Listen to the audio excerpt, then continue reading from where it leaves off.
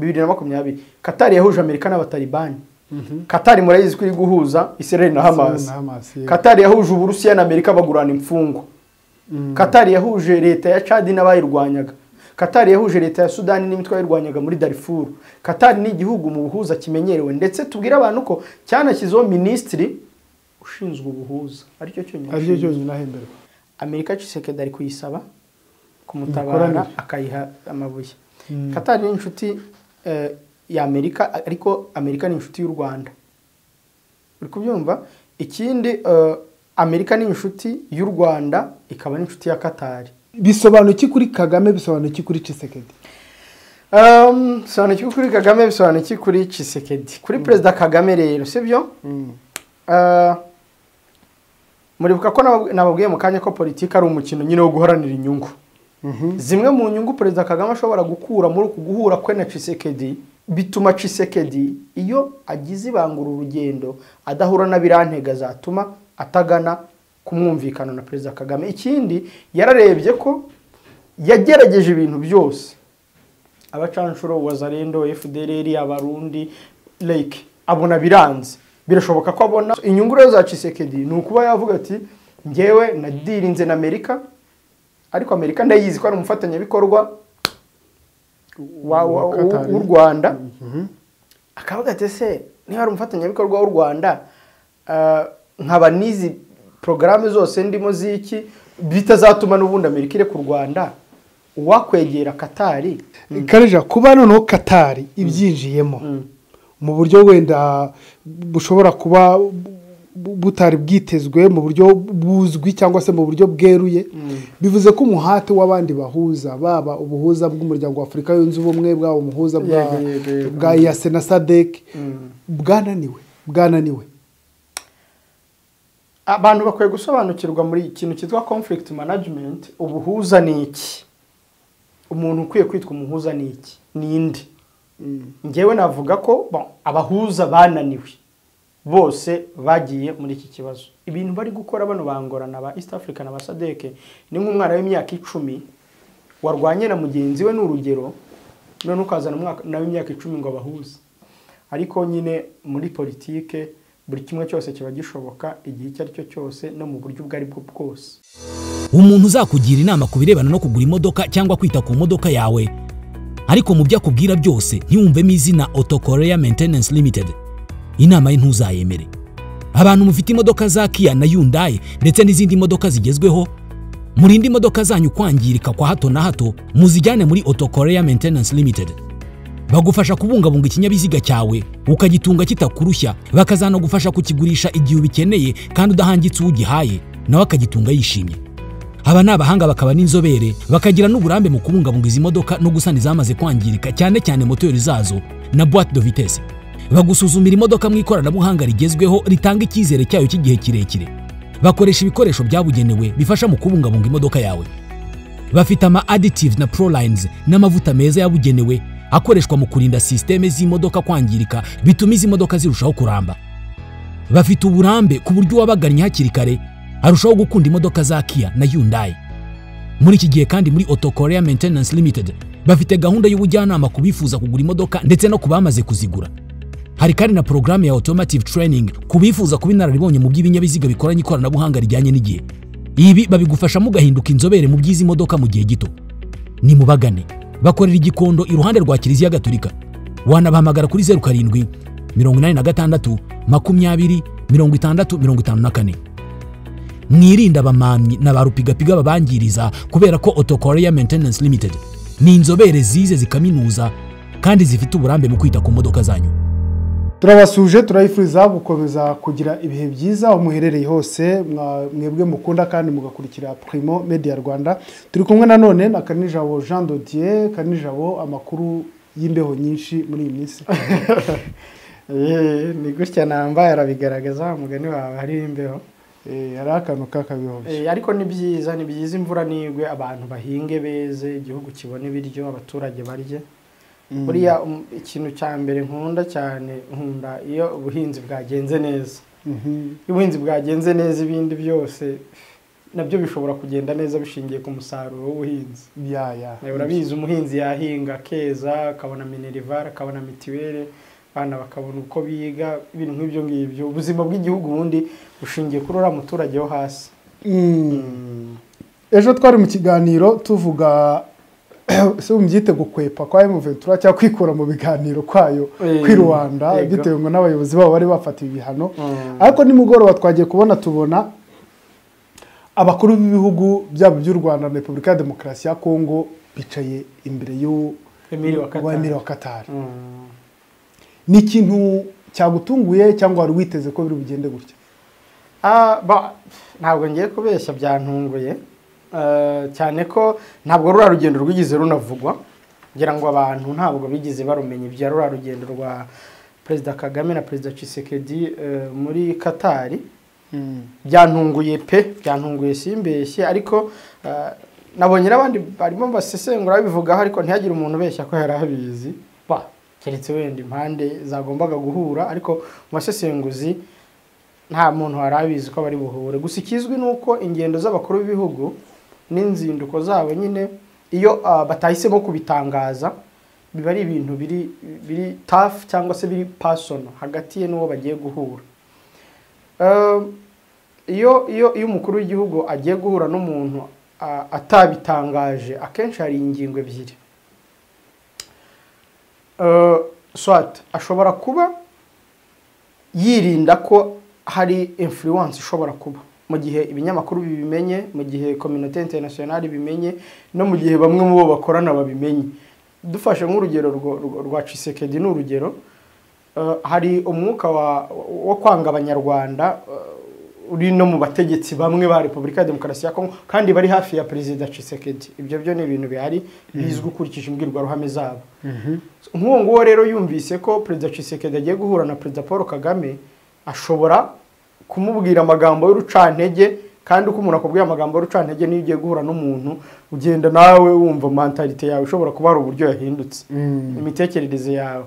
Icyo ni icyambere. Icya kabiri ariko iyo umukuru w'igihugu agiye guhura wenda n'undi nka kuriya byagenze, hari igihe international community bitewe n'inyungu igihugu runaka gifite mu kuba mwashwana kikubwira atari ko ugiye kuvugana iki n'abariye.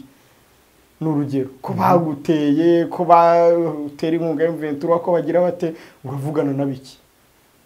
Noneho akanakubwira ati kwavuze kuzavugana nabo kese urashaka iki. N'urugero yani ni icyo nageraga gusa nsobana. Ariko politike nyine ni umukino wo guharanira inyungu, kugira ngo abantu bajye babimenya.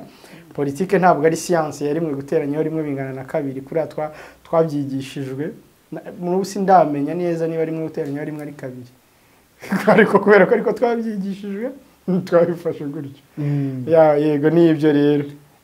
Ntabwo yaba rimwe mu mpamvu wenda abo ku ruhande rwa M23 bari babizi, ahubwo bakagira urwitwazo abayobozi babo bafatiye ibihano kandi bari babizi neza ko abakuru b'ibihugu bagiye guhura. Rugendo rwabaye mu ibanga. Iyo haza kuba hari umuntu ubizi, ujya ubona za Africa Intelligence, kimwe mu binyamakuru bikora mu buryo bw'ubutasi, bakabaye baravuze bati hari amakuru avuga ko ngira ngo uribuka ko n'uruzinduko rwa Kabila i Kampala na Museveni baruvuze ejo bundi rwarabaye. Sibyo? Iyo haza kuba hari fuite d'information tuba twabibonye mbere, ariko abantu bose bagiye kubona mu ijoro yo kwa kabiri ifoto igiye kuri X. Ati what? Wa mugabo bavuga ngo bazahurira mu ijoro, hara ni mu ijoro. Bonabonye ari izo comment abantu bagiye bakora, ariko comment nk'izo ntabwo nzikunda. Impamvu ntazikunda nuko umuntu uzikora nyine abagaragaza ko adasobanukiye imikino ya politike, kuko imikino ya politike habamo byinshi. Mu gitondo Nduhungire harabyuka akavuga ati umubano w'u Rwanda n'u Burundi uri kujya mu mujyo, mu gitondo ndashimye akavuga ati politike, ibintu bya politike byo no kubivuga ukabivuga nka science exacte ntabwo ari byo. Yego ndakumva, ariko se kuki Tshisekedi yagiye yumvikana kenshi avuga ko atateze kuzaganira na M23, azaganira n'u Rwanda ibiganiro byagombaga guhuza leta ya Kongo ndetse n'abayobozi ba FCM23 cyangwa abayobozi ba M23 nk'uko babimbwiye nabonye babyanditse mu itangazo mu kanya bigahagarara FCM23 bigahagarara ariko tukabona Perezida Tshisekedi na Perezida Kagame barahuye ntabwo ari bya bindi nyine oya ni ibintu bibiri bitandukanye. Perezida Kagame guhura na Perezida Tshisekedi baraganira kuki.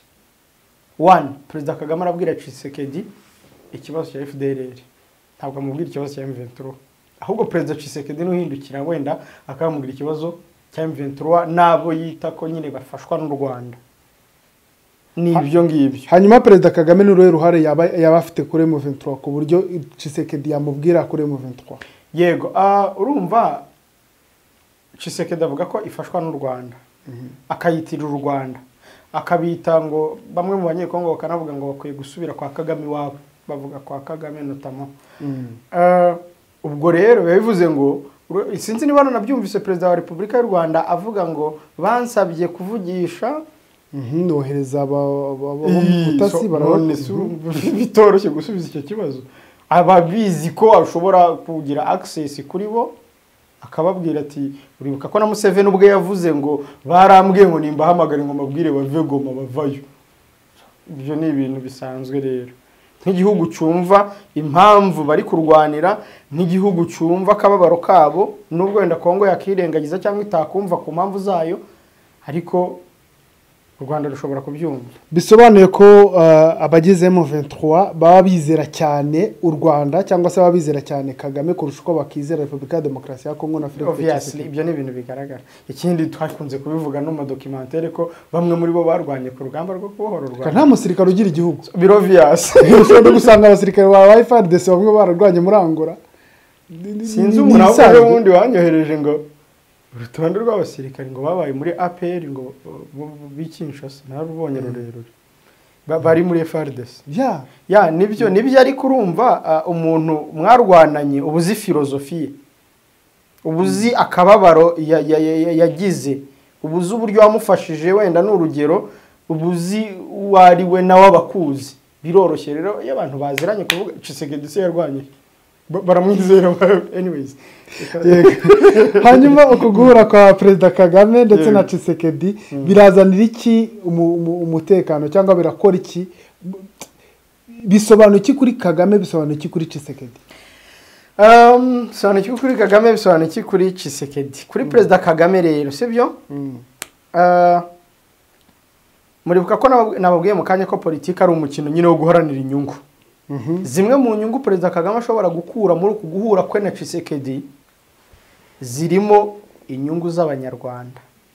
Kubera iki?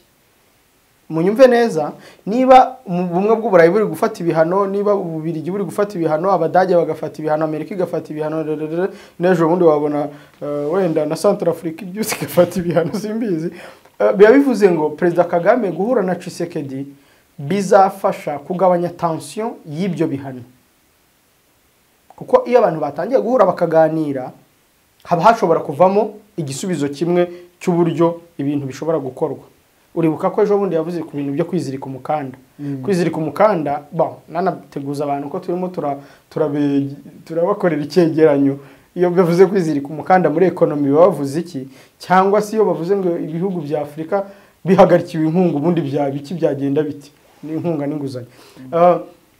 Urumva niba Perezida Kagame yaravuze abwira abanyarwanda ibijyanye no kwizirika umukanda, bumwe mu buryo bushobora gufasha kutagerwaho n'ingaruka z'uko kwizirika umukanda harimo n'ibi biganiro bishobora kuba byahuje Tshisekedi na Kagame. Ikindi cya kabiri, Perezida Kagame ashobora kubona hari indi mivuno yakoreshwa mu gusimbura uwo mukanda, irimo n'iyi ngiyi ya Qatar nyine nk'uko nguko bayikoresheje, akabona rero ibihano bishobora kuganisha mu kudushyira habi nk'abaturage b'u Rwanda, kandi hari izindi alternative, agahitamo alternative zindi ziri ku meza.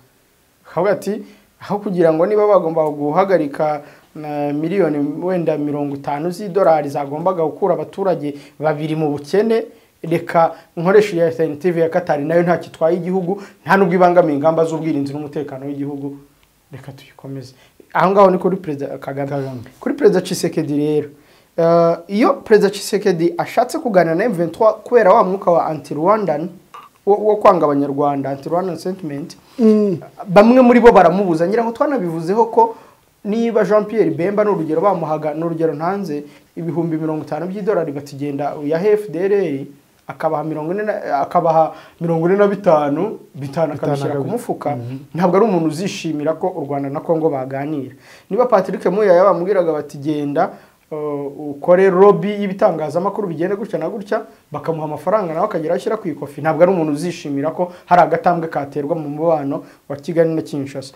Ubwo rero bituma Tshisekedi iyo agize ibangura urugendo adahura na birantega zatuma atagana kumwumvikana na Perezida Kagame. Ikindi yararebye ko yagerageje ibintu byose, abacanshuro, Wazalendo, FDLR, abarundi, like abona biranze. Birashoboka ko abona ahandi hantu ho guhungira hasigaye ari muri Qatar, cyane ko umubano wa Qatar n'ibi bihugu n'ubwo wenda atari wo umbajijeho abantu bashatse banawureba, sibyo? Turawugiraho mu kanya nta kibanza nyihere icyo bivuze kuri Tshisekedi. Icyo bivuze kuri Tshisekedi nyine ni icyo ngicyo cyo kuvuga ngo nanjye ibyo ari byo byose ndambiwe intambara. Icya kabiri, Tshisekedi ashobora kuzabona opposition imugeramiye akabura aho ahungira. Imugeramiye gute? Yahamagaje abo bose namaze kuvuga biranga. None arabona nta kindi gishoboka kubera ko na opposition urabizi ko mu minsi yashize nibwo twavugaga ko Martin Fayulu, Moise Katumbi na Matata Ponyo wahoze ari minisitiri w'intebe bavuga ko ibiganiro ari byo byaganisha ku gukemura amakimbirane ari muri Repubulika ya Demokarasi ya Kongo. Rero nawe ashobora kureba akavuga ati urabizi ko afitanye deal na Amerika, twahoze tubivuga zira deal ze na Amerika twazigarutseho.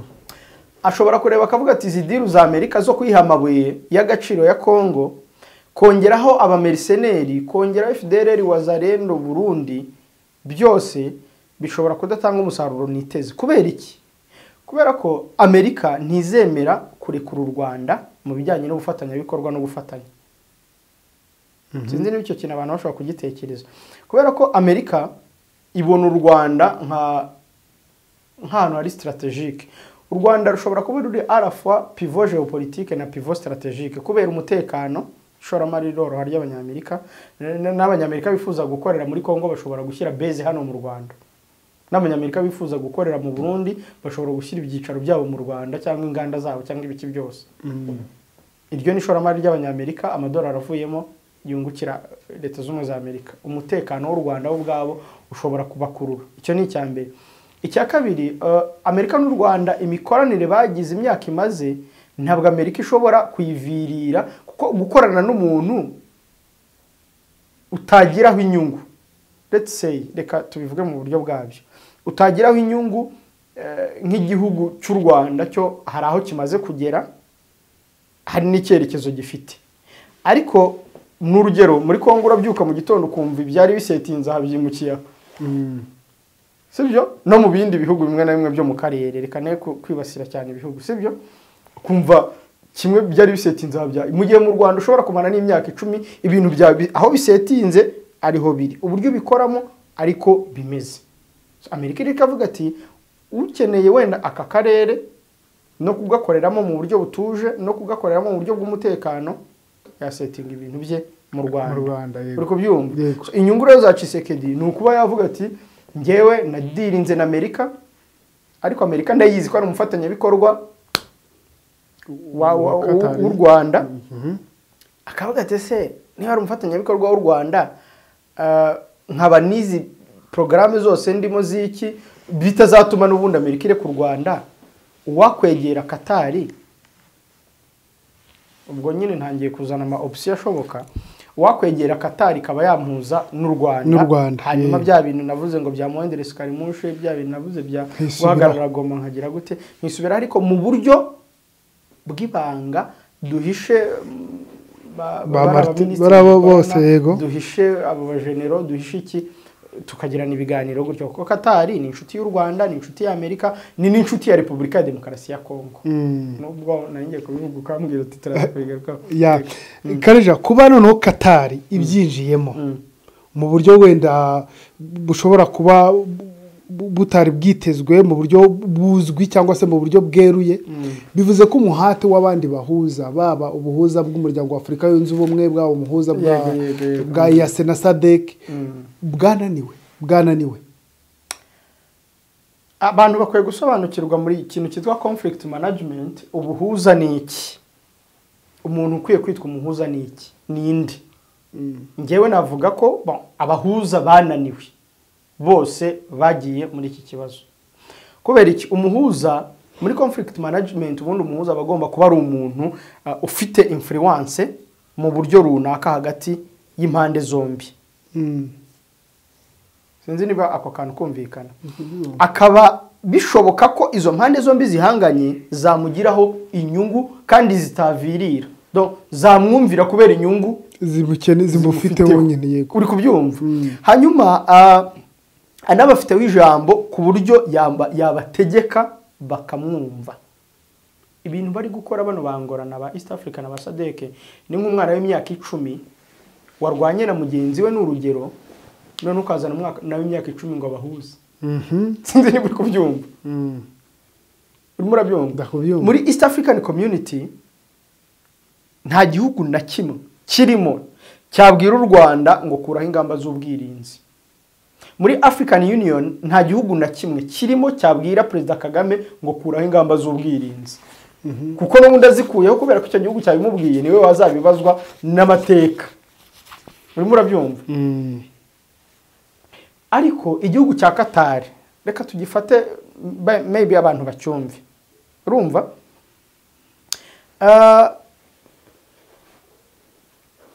Ushobora no kwibaza ngo ese byari bikwiye ko ibibazo bya Afurika bikemurwa n'abanyakatari, ni byari bikwiye ko ahubwo bikemurwa n'abanyafurika ubwabo. Nkuko n'ubundi bakunze kugenda babivuga. Nkuko bakunze kubivuga. Ariko kubera ko intambara ziba muri Afurika atari z'abanyafurika ntago byo kintu cyagerwaho. Akoko mujye mugasurinya mukagumane. Kuko inyambara ziba muri Afurika atari z'abanyafurika zidaterwa nabo zitanarebwa nabo nta n'inyungu bazigiramo. Bo ubwabo abanyafurika ntago mvuga abategetsi ba Afurika. Niyo mpamvu zidashobora no guhuza kuva muri Afurika. Uri kubyumva? Uretse Ethiopia gusa niyo nabonye nk'igihugu kijya kikunda kubishobora kikaza kikicara i Pretoria cyangwa i Johannesburg muri Afurika y'Epfo bagasasa inzobe nabo barwana ba TPLF ibintu bikarangira.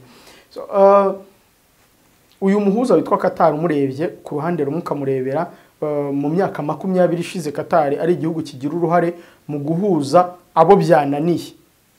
Mu 2020 Qatar yahuje Amerika n'abatalibani. Qatar murayizi kuri guhuza Israel na Hamas. Qatar yahuje Uburusiya na Amerika bagurana imfungo. Qatar yahuje leta ya Chad n'abayirwanyaga. Qatar yahuje leta ya Sudan n'imitwe yirwanyaga muri Darfur. Qatar ni igihugu mu buhuza kimenyerewe ndetse tubwira abantu ko cyanashyizeho ministry ushinzwe ubuhuza. Aricyo cyonyine nahemberwa. Muri bo barabyumva. Ni igihugu kizerera mu kuba nta hantu na hamwe kigomba kubogamira. Abantu barabyibuka ariya yitwa Blinken wa Amerika aza mu Rwanda kubyara Rusesabagina byari byananiranye. Qatar byinjiramo u Rwanda rwemera kurekura Rusesabagina anavuye mu Rwanda anyura muri Qatar idoha akomereza muri Amerika. Urimo urabyumva Qatar kivuze kuri plateau mpuzamahanga mu bigendanye no guhuza abantu. Bivuze rero ko niba ibyananiye Angola kwicaza Perezida Kagame na Perezida Tshisekedi, ibyananiye East African Community ni inama yaba Tshisekedi akayitabira virtually yibereye igombe iwe. Urumva? Nibyananiye African Union byo kuhuza Kagame na Tshisekedi. Urabona ko Qatar tubyutse tukabona irabikoze. Bisobanuye ko abahuza benshi twagiye dushakira muri iki kibazo ntabwo ari bo bari bakwiye kuba bahuza. Ntabwo ndi kubivuga kubera ko Qatar yabahuje, ahubwo ndi kubivuga ko imihate yabo yose nta kintu yagiye igeraho. Dutegetse ko imirwano ihagarara, hanyuma ikibuga cy'indege cya Goma kigafungurwa, hanyuma inzira zigana ziri mu gitondo bakabyuka bumva urusasa ahubwo. Hanyuma ntihagire n'umuntu ubaza ngo ariko ko ejo twavuze ibi ngo kuki mukomeje like no one is caring. Bikwereka uburemere uwo muhuza afite. Kandi noneho Qatar ivuze iki kuri Repubulika ya Demokarasi ya Kongo? Tujye kuri cya kibazo wendaga kunsobanurira. Ivuze iki kuri Repubulika ya Demokarasi ya Kongo? Ivuze iki ku Rwanda? mu Rwanda abantu baribuka ko kiriya kibuga cy'indege mpuzamahanga cya Bugesera kiri kubakwa kigomba gutwara miliyari 1,300,000 z'amadolari kugira ngo cyuzure. Qatar yashyizemo 60%. Ari kubyumva Qatar n'u Rwanda mu bijyanye n'indege barafatanya, icyo cyo ni ikintu kizwe. Icya kabiri muri kompanyi y'u Rwanda yo gutwara abantu mu kirere Rwandair, Qatar ifitemo 49%. Urumva inyungu Qatar ifite ku Rwanda n'inyungu u Rwanda rufite kuri Qatar the same. Sibyo? Hari nandi masezerano basinye ni hari kwezi gushize ajyanye no gukuriraho visa zisa kuri passport zisanzwe z'abaturage hagati y'u Rwanda na Qatar.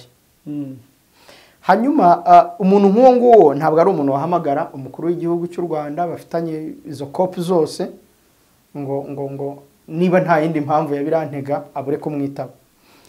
Cyakabiri kuri Repubulika Demokarasi ya Kongo nabo bafitanye imikoranire mu ndege za gisivile I think ni kubaka ibikorwa remezo by'ubwikorezi mu nyanja, hanyuma bafatanya no bintu bya ICT ibintu nk'ibyo ngibyo muri Repubulika Demokarasi ya Kongo. Uretse ko Qatar nyine ifite itarafungura ambasade ikinshasa. Ariko still urumva umuntu mukorana muri ubwo buryo ni umuntu utapfa kwikuraho. Ikindi Qatar ni inshuti ya Leta Zunze Ubumwe za Amerika. Amerika Tshisekedi ari kuyisaba kumutabara akayiha amabuye. Qatar ni inshuti ya Amerika, ariko Amerika ni inshuti y'u Rwanda. Uri kubyumva? Ikindi Amerika ni inshuti y'u Rwanda ikaba n'inshuti ya Qatar. Murabyumva? Njya ahubwo nkibonera foto natekereje ni yagenze bite kugira ngo aba bagabo bose uko ari batatu bisange hano. Ndavuga nti cyangwa wenda habaye iki kugira ngo bahure. Hari uburyo butatu natekereje. Uburyo bwa mbere ni ukuba Emile wa Qatar yashoboraga kuba yahamagaye Perezida Tshisekedi cyangwa umwe muri bo cyangwa Perezida w'u Rwanda, hanyuma baba bari kuganira akabona hinjiye mugenzi we akavuga ati mwembe muri abagabo please mwicare ku meza tubishyire ku murongo birangire. Wenda umwe akaba yaragiye atazi ko undi ariyo. Nicyo kintu cya mbere natekereje. Cya kabiri natekereje ko Emile wa Qatar yaba yabwiye Tshisekedi ati uzaze uhurire, cyangwa Perezida Kagame atuzaze uhurire na Tshisekedi hano kubera izo nyungu n'ubwo mubano bafitanye ku mpande zombi. Akavuga ati why not, kuko abantu baravuga ngo Tshisekedi ngo yari yaravuze ngo azahurira ngo na ntuza na Perezida Kagame mu ijuru. Kuba Perezida Tshisekedi yaravuze ngo azongera guhura na Perezida Kagame mu ijuru, zira n'imvugo ziri politike. None se Trump yavuze ko intambara y'Uburusiya na Ukraine azayirangiza ryari akimara ataranarahira. Ntabwo ari byiza muri politike guheza inguni. Abantu baribuka uburyo Burundi mu minsi ishize umukuru w'u Rwanda yaravuze ati bo turimo turiyunga. Minisitiri w'Ububanyi n'Amahanga yari yabivuze Olivier Nduhungire, ariko mu gitondo twarabyutse tubona discours ya President Ndayishimiye. Abantu baribuka Uganda n'u Rwanda ukuntu byari bimeze, ariko uyu munsi Muhoza aravuga ati ngiye kureba anko. Muri politike mu gusesengura ntabwo ari ngombwa guheza inguni. Hari abonye mbona bavuga ngo Tshisekedi tuzamwereka ngo Ndayishimiye ngo uriya ngo like ntabwo biriya bintu ntibibaho. Mu gitondo barabyuka ahubwo bakaribo bakwereka ko ibyo mwitaga amakimbirane nta bihari, nta kintu kirimo. Nta wamenya rero ngo niki wenda kigiye gukurikiraho hagati ya Tshisekedi n'u Rwanda. Ariko still muri politike kuyisesengura bwa mbere byiza no kwirinda kugira inguni heza no kugira inguni ufata, kuko cyane cyane wenda nk'iyo muri Repubulika Demokarasi ya Kongo imeze nk'aya ndirimbo y'abakongomani ugira ngo irarangiye kumva ngo tout le monde bouge yari irangiye kumva abantu batangiye kubuja ahubwo wewe waruzi ko irangiye. Ni ibyo rero niko nibitekereza. Ikindi urabona manda ya Perezida Tshisekedi nyirago izarangira 2029 right? Nibyo 2029. Ashobora kuba hari gutegurwa undi muntu notama Joseph Kabila, kuko hari ibimenyetso bigaragaza ko Kabila ashobora kugaruka ku butegetsi. So rero akareba akavuga ati reka ibi bintu mbisige mu mujyo muzima, ejo ntazasiga inkuri musozi. Hari byinshi buriya bibera inyuma y'amarido y'aba bategetsi tutajya tumenya, bagenda bakaganira cyane ko nka politike ya Kongo yo nari maze kubikubwira ko tout le monde bouge iyo byarangiye tout le monde agomba kubuja so ni ibyo muri make.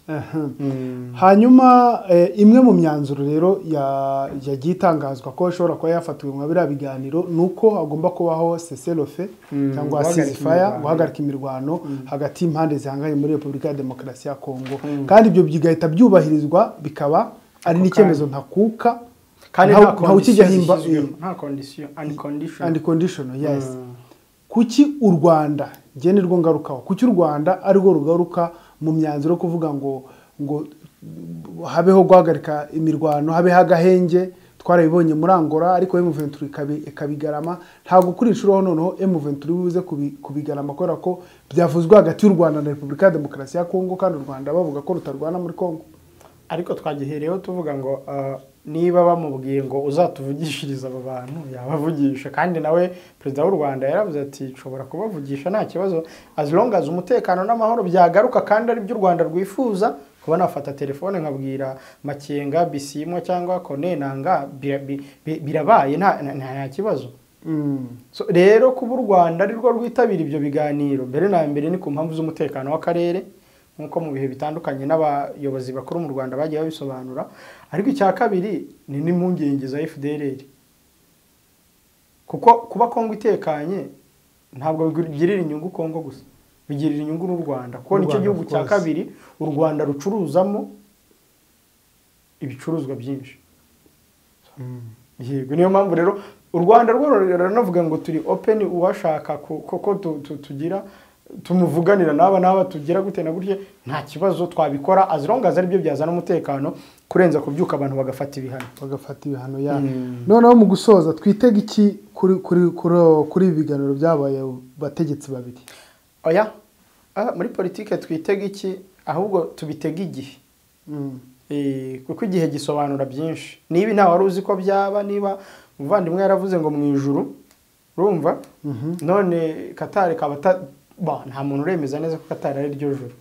Birashoboka ko ku ruhande rumwe hari wabyemeza bitewe n'ubuzima bari muri Qatar babayemo, ariko muri politike biragoye gupfa kuvuga ngo wagiye gukurikiraho iki, kubera ko nibiba muri politike bihora ari impinduka. Nakomeze kubikubwira ko politike ntabwo ari rimwe guteranya rimwe bingana na kabiri. Ntabwo ari science, ntabwo ari science iri exact. Uyu munsi byari bihari bivaho ejo hakaza ibindi gutyo.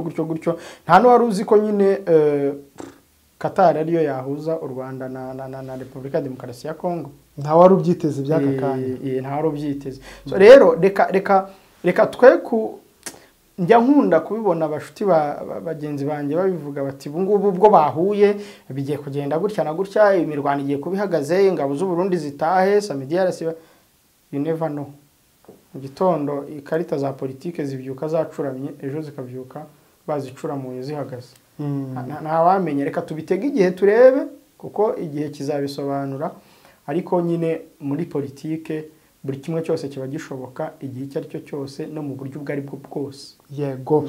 Index Universal Life ni kampani y'ubwishingizi ikorera muri Leta Zunze Ubumwe za Amerika, ikabihuriza Abanyarwanda, Abarundi, Abanyekongo, Abaganda, Abanyakenya ndetse n'Abanyatanzania batuye muri Leta Zunze Ubumwe za Amerika. Kuwabo waba wagize ibyago bakamufasha, bakakurikirana imyigire y'uyu mwana bashobora kuba yasize akiri kwiga, we wari waragiye muri iyo insurance yamaze kwitaba Imana, bagakurikirana wenda inguzanyo yari afite muri banki, n'imodoka yari afite n'iki. Yego, ni kampani nziza cyane rero twakangurira Abanyarwanda, Abarundi ndetse n'Abanyekongo. N'ubwishingizi bwiza abantu bakwiye gufata. Index Universal Insurance. Iyo basobanurira abantu bari muri Amerika ibyo byiciro byose waruvuze, ntabwo iyi ngiyi bakunda kuyibabwira, kubera ko iyi ni insurance. Reka nze mbereke wenda uze bereke neza iyi ntuza, iyi kano gapapuro karagaragaza amabanki uburyo rankinze by life insurance assets. Amabanki mubitsamo aho muri Amerika nayo yizeriye insurance akajya no kubitsamo kandi akungukirwa. Niba reba Bank of America, iyi Bank of America ifitemo billion 24. Iyo Wells Fargo Bank ifitemo billions 18. JP Morgan Chase Bank irimo US Bank, BMO Bank, Key Bank zose zirimo. Ni ukuvuga ngo insurance ikikwereka ko iri na trusted kurenza izindi insurance ni uko n'aya mabanki akomeye muri Amerika namwe mwizera agenda nayo akajya ashyiramo kugira ngo agenda yungukirwa. Aya mafaranga abantu bashyira muri banki uzi ko buriya mu gitondo tubyutse twese tukajya muri twese abakiriya ba banki ngo ni muduha amafaranga yacu ntayo babona kubera ko nazo ziba zaragiye ziyashyira ahantu ziyashora amafaranga agenda yunguka no ku isoko ry'imari n'imigabane hari amabanki abariho. So rero bivuze ko iyi index Universal Insurance ari insurance yizewe bitewe mbere na mbere no kuba yizerwa n'izo banki zanyu mubitsamo amafaranga yanyu nazo zigashyiramo zikagenda zungukirwa ko uko ushyizemo amafaranga agenda yikuba. Niba ushyizemo $1,000 nko mu myaka 2 ushobora kujya wenda ku mwaka bakwemerera kubikuzamo wenda nk'amadolari 780. Ibi ngibi nibyo rero muvandimwe Bernard iyo muhuye yicara akakubarira akavuga ati niba uhembwa ayangaya, niba uhembwa wenda $3,000 ku kwezi n'urugero, hano ukazajya ushyiramo 500 buri kwezi, uzajya wungukirwa ayangaya mu gihe uzatangira kungukirwa ayangaya guhera wenda nko ku mwaka wa 3 cyangwa guhera ku mwaka wa 2 ku buryo amafaranga azajya yiyongera kuri saleri uhembwa bakajya bayaguha nk'inyungu. Kandi wagira ibyago ugapfa bakagushyingura, bamara kugushyingura bakishyura mortgage yawe, loan mortgage bakishyura loan y'imodoka, bakishyura byose bakagenda babyishyura na famille yawe bakayimenyera ubuzima nyuma yuko utabarutse. Ya nibyo kandi reka ngushimire, dushimire rero n'abari bakurikiye Primo Media Rwanda ibiganiro kuri rubuga nakagaruka. Murakoze cyane. Mu ivuriro Everlife nahivurije umwijima, mpivuriza n'iby'amabanga y'abashakanye, bankoraho riraka n'abahanga pe.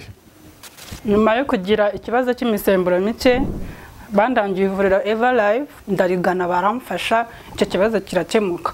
Nyuma naje kujyana n'umubyeyi wanjye afite ikibazo cya hypertension, ubu ngubu n'umuziba. Nashishikariza abantu bafite ibibazo by'imisemburo bigatuma batabyara, bigatuma imihango yabo itaza neza nk'uko bikwiye, kuba mwagana ivuriro Everlife bakabafasha. Murakoze cyane. Ivuriro Everlife rikorera Nyabugogo rimaze kuba ubukombe mu Rwanda no hanze yarwo mu kuvura indwara bakoresheje imiti y'ibimera kandi itunganyijwe neza mu buryo bw'ibinini, poudre cyangwa liquide. Hari abadogiteri batandukanye bagufasha kandi cyiza nuko aho waba uherereye hose ku isi imiti yakugeraho, cyane ko bakorana na DHL. Mu ndwara bavura twavugamo nk'iz'imyororokere zose, kurangiza vuba no kubura ubushake, indwara zifata abadamu zose, igwingira ry'igitsina, indwara nk'umwijima, diabete, amara, igifu, asima. Abifuza kuva ku biyobyabwenge nabo barabafasha. Ku bindi bisobanuro wahamagara cyangwa ukandikira muganga. Everlife, icyizere cy'ubuzima.